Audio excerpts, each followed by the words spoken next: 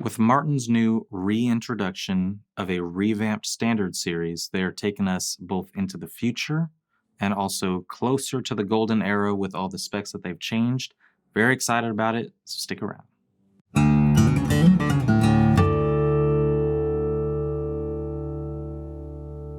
How's it going, guys? This is Cooper Greenberg at Alamo Music Center in San Antonio, Texas. You can find us online at alamomusic.com, and if you haven't already, you're going to want to subscribe to the channel. It's 2025 now, trying to hit 200,000 subscribers.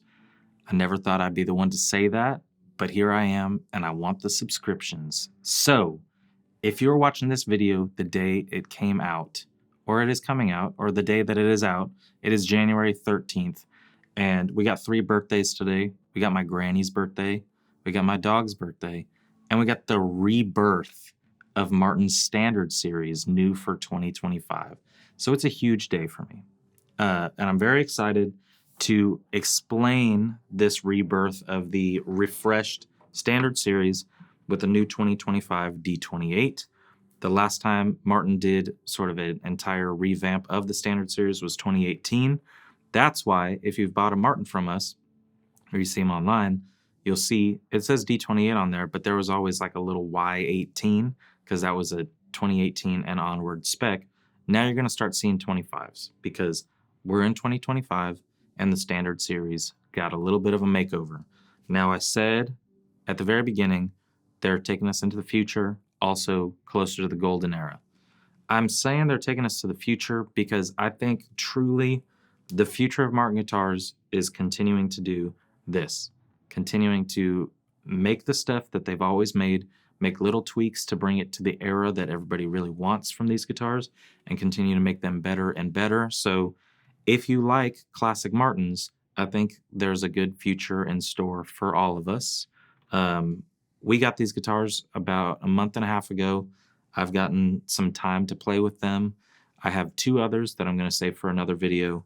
But this one serves as a review of the new D-28, but also kind of an overview of what we're going to be seeing this year with all the Standard Series. So Standard Series from, all your 45s all the way down. Sneak peek, there is a new addition to the 45 realm, which is the OM45 back. That's awesome. And we got 17 series back. So we got a lot of stuff to talk about over the coming months. There's going to be NAMM-related content. There's going to be all this good stuff. But let's just dive in a little bit to what is changing on these guitars. So D-28, luckily, does not change much. None of these guitars change too much, and I appreciate that they made subtle changes in the specs and the price. So the D-28 in 2024, I believe, was a $31.99 price point. This guitar is $33.99. HD-28 goes up. No, sorry. This guitar is, check notes, I think this one's $32.99, and I think the HD-28 is $34.99. That's not really the most important part. You can check online to see the real price. But slight price increases on this stuff. I think there's more of a price increase when it comes to the pearled out models, but the D-28 stays in the same price range that it has been in. And all the things that they changed on this guitar really just, none of them are super visual. None of them are things that you would clock right out the gate. You could probably think this was a 2024 model. But let me just walk through them really quick. One thing, the absolute crown jewel of this entire thing for me is that all of the bracing in these guitars in the Standard Series are golden era bracing now. And if you have seen all of our videos talking about the custom guitars that we do, 95% of the time we're putting golden era bracing in there because is, one, a relic of the golden era, but I have talked about it a lot. I've seen there's a lot of great videos out there about what golden era bracing is, but part of it is that wood-to-wood contact. So you got the old school style of bracing, more wood-to-wood contact, you get more vibration through the guitar, more resonance. I just think it's a no-brainer. Everybody that customizes a guitar is always going to upgrade to that anyway. So this is on the Standard Series now. Golden era bracing across the board.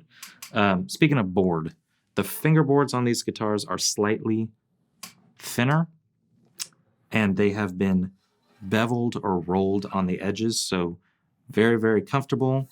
I think Thinner fretboard, who's to say? I'm not quite sure how that affects things, but I know that it's being touted as a playability feature. I think you're getting more mahogany, you're getting less ebony. Who's to say? It's thinner fingerboards and beveled edges. Maybe the thinner fingerboards.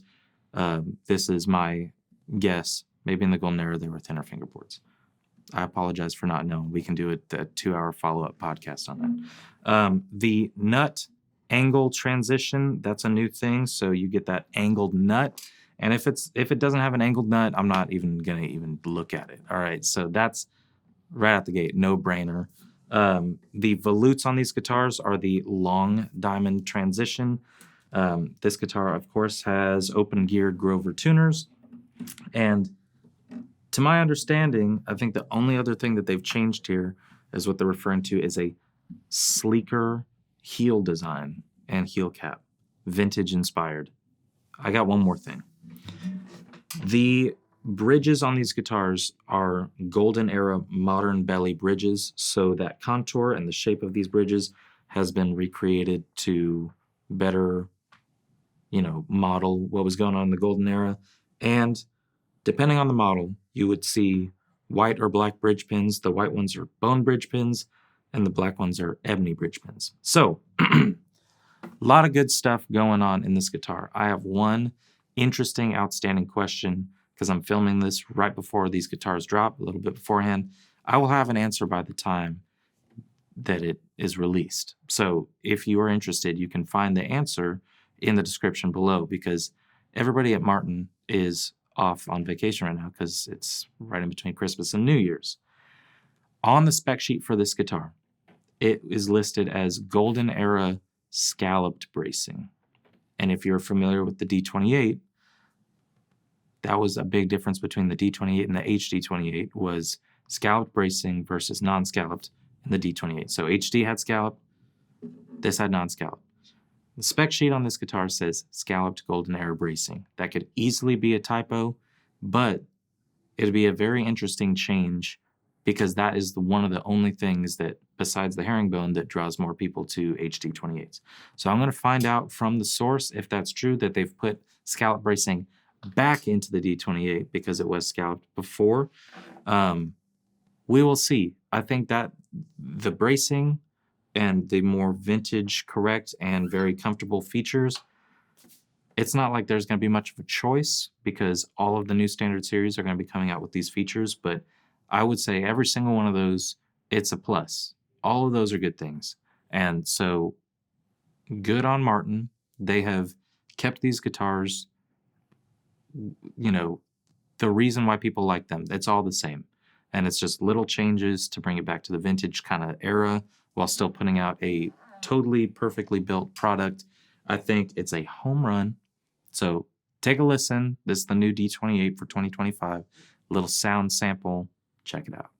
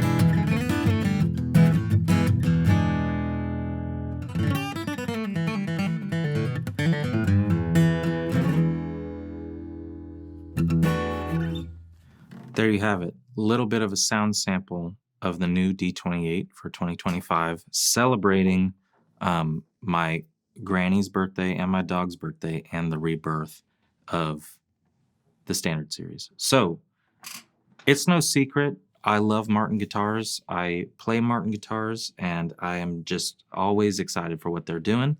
I will say that one of the benefits of the time that I've spent going to the Martin factory, going to NAMM, meeting other people that work at other stores that have been around a lot longer than I have in this business, is there's always somebody out there that knows more about Martin guitars than you. And so I'm very interested in talking to some of these people because I'm a Martin fan. I study, I'm into it, and I love their history. But I've met so many people that have been doing this for so long that are just like total Martin nerds. So I'm really excited. One, if you're one of those people and you're a Martin nerd, I would love to hear some thoughts in the comments, what you think about the changes. I'm sure that somebody can say, well, hey, in 1934, that's when they angled that nut. I want to know that kind of stuff. And I'll do my own research, and then we can have a discourse because it's Martin year. All right. It's just another year of Martin having a good time and doing cool stuff. So D-28, bunch of other good stuff. Every single standard series that you love is being updated with these features, and maybe some that you forgot that you love, like what I'm gesturing to off to the side, a D17 or a 0017 or an OM45. It's going to be wild what everybody sees at NAMM this year, all the stuff that they're introducing. It's going to be a great year outside of the standard series. Bunch of really fun stuff that I'm excited to play. So Martin fans, let me know what you think about the guitars. Stay tuned because very soon, within the next couple of days of releasing this, it won't be anybody's birthday that I know, but it will be talking about the new 17 series. So subscribe and let us know what you think. Turn your notifications on. You don't want to miss it, all right? And if you want to buy this guitar, be one of the first people to own the new 2025. As of right now, since it's not released, it's still out there. But maybe 5 minutes after this comes out, just the first person that already wanted D-28 is going to end up with this. Or you can call and try to get it. But we're going to have all the new standard series come in plenty. There's going to be plenty to go around. So it's a good year to get a Martin. Thank you very much for watching. We will see you next time.